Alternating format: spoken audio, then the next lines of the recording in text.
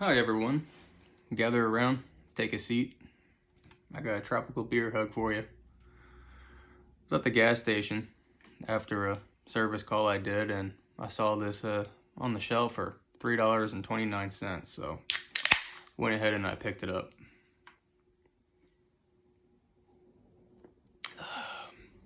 And I figured, why not drink it in front of you?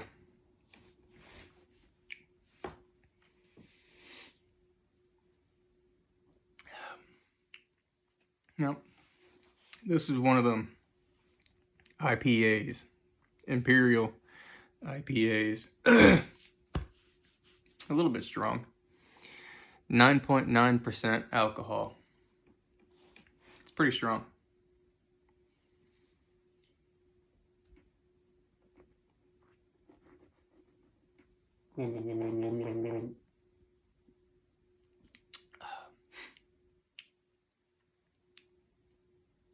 It's not as good as the Voodoo Ranger. If you want to get yourself a good IPA, get yourself like a Voodoo Ranger Juice Force. Or what's that other one? Maybe I got a can somewhere around here. Voodoo Ranger Belgium IPA, I think it's what it's called. It's that green can. That one's pretty dang good. This one here, this one has an appealing cover. It looks like a dog or a bear with some sunglasses on it. It's the biggest part of why I got it.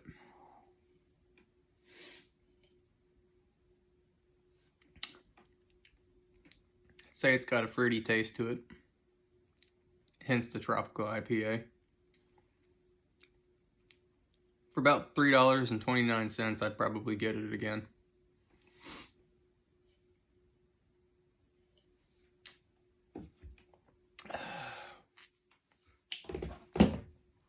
It ain't bad.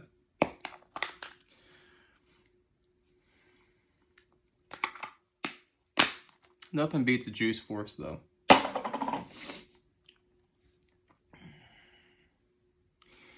As I read the rest of the can, born in Chicago, 1988. I ain't never heard of it. Never heard of this. Never heard of Goose Island Beer Company. Yeah, maybe that looks familiar to some people. That, I don't drink a lot of vodka, but that kind of looks like the Grey Goose vodka label.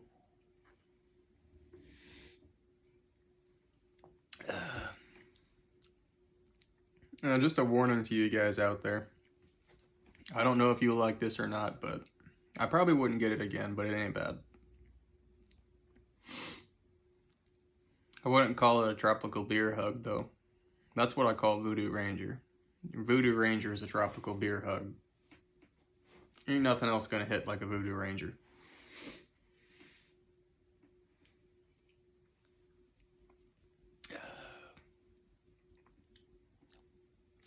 Some beers, the first 3 sips are good, then it's bad. This one's pretty consistent. This one stays the same throughout the whole time. I've taken probably 10 sips already and it ain't changed much. Aftertaste is the same as the before taste. But, I mean, it'll get you messed up if you want to get messed up.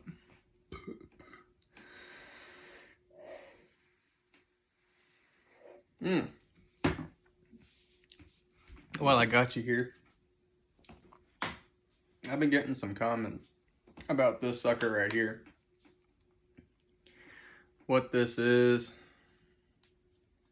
You know, how old is it? This thing here dated to, I think, it was manufactured and sold in like 1893, something like that.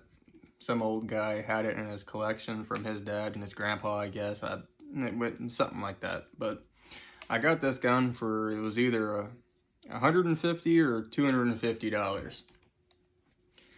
And the dude had just gotten it from the old dude.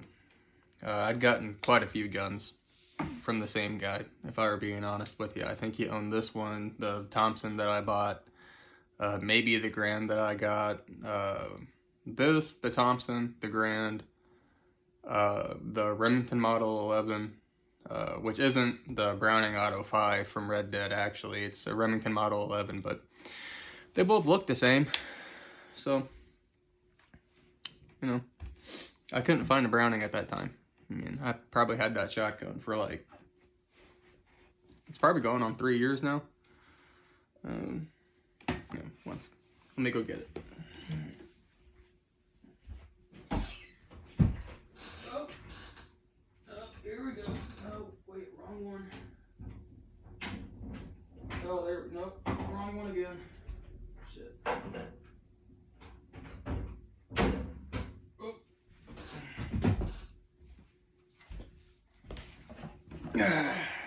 I'm back. Here it is. This thing here, it's a long barrel. I've probably had this thing here for 2 or 3 years, and I only use it for skeet shooting. That's it. I use this for skeet shooting. Other one for ducks and boars, but that's a Mossberg. Everybody's seen one of them. But I got this thing so cheap, because it's missing this extractor here. And nobody really knows if it works anymore, but I think it works. I'm gonna go to the gun store and I'm gonna buy some black powder loads, but it's still, and that's how you cock it right here. Cock it, decocker. But this thing works. I swear it works. This thing right here, this thing works. Everything works. All my guns, ooh, you gotta press this button right here. All my guns work. And the other two I made a video about earlier today, the revolver and the, what I'm calling the Lancaster. It ain't no Lancaster. I'm pretty sure it's a Rossi. Rossi 45 long Colt. I don't know what caliber the guns of Red Dead are. I know that the Lemat revolver is like a 32 caliber or something like that. But I wanted to buy a Lemat revolver to show you guys and to shoot it at the gun range and stuff. You know, hell, even maybe the backyard. Those suckers are $13,000. I ain't buying that. Ain't no chance. Most expensive gun that I got is my Grand. And that thing works too. Let me go get it.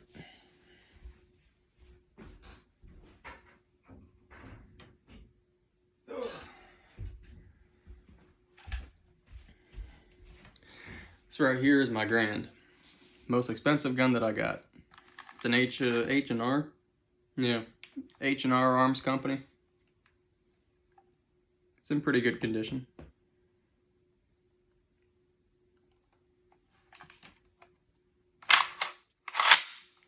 I ain't gonna bring a loaded gun out in the middle of my room that's loaded, so it ain't loaded.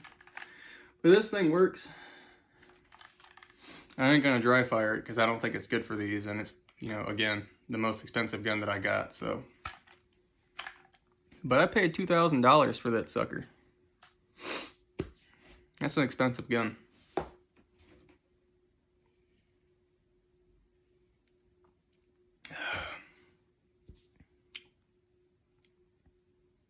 I don't know if it's good to drink a beer while you just had some guns out, but while we're going down this rabbit hole, here's my baby.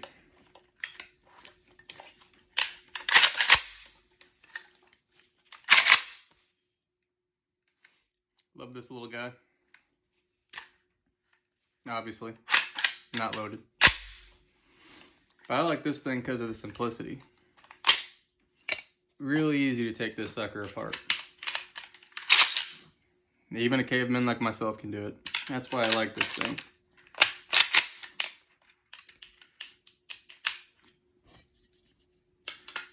It's the part that some people have trouble with. I don't have trouble with that. This, my baby. Basically like an upside down Grand.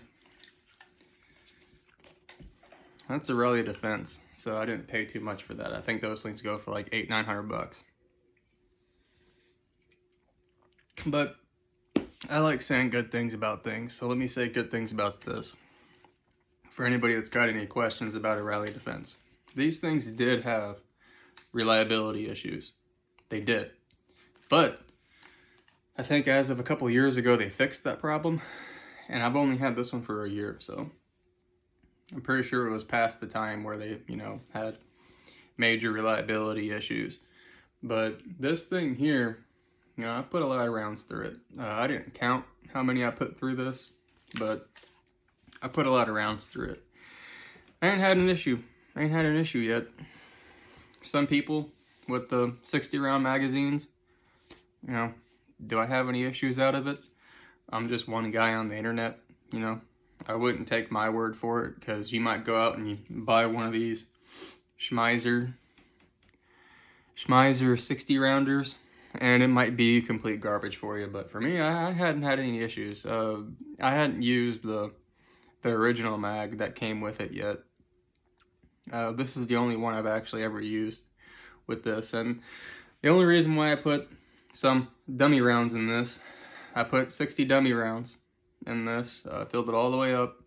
I like using these dummy rounds because they're similar to the real ones, and it's a good indicator if this mag is going to work or not, putting it into the gun, and it does. A full 60 rounds, dummy rounds, you can still lock it in. It works. I don't have any issue where I gotta, it just works. But back to this beer. After probably about 6 minutes of going on a gun rant, the tastes haven't changed. It's the same, pretty consistent. Some beers, if you leave them open for about 6 minutes, then they just, naturally start going flat. This one hadn't gone flat yet, which I like. Not as good as the Voodoo Ranger Juice Force. I'm a young YouTuber, just starting out. Voodoo Ranger, if you want to sponsor me. I drink some Voodoos. I don't drink a lot. I just want to clear the ground. If you guys ever see a short that I do where it's probably water. I don't drink that much. I can't. But back to this thing. Everybody thinks it's cool. One of the first videos I did before I was, not afraid to show my face, I had this, and it actually got the most views out of even this one. I guess the grand's so saturated that people just like something like this. Before people started liking this gun, I wanted to cut it. I wanted to cut it here with the ATF's permission, of course. I'd file the paperwork. This was just an idea. I'm not saying that I'm going to do it.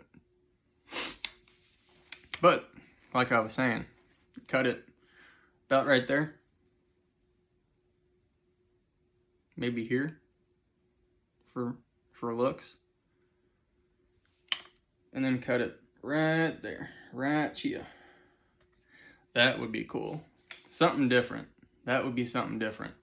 But original is always better. So I might pick up a second one if I find one in better condition. Then I'll take this to the chop shop and I'll have them cut it up. The gun shop. Not an actual chop shop. For all the FBI agents watching this. I know it ain't that popular, but I know how you guys been going after us for the past 4 years. That's all I'm saying. I ain't gonna do it. I just wanted to. I thought it would be cool. It does kind of look pretty cool on camera. And once you have this stuff for a while, it's just another day in the park for you. But this is the one that I obsess over this. I love this thing. But this thing right here was made in 1954. Never saw any combat. I don't know what this was used for. Still my favorite. Grand Ping. Very good.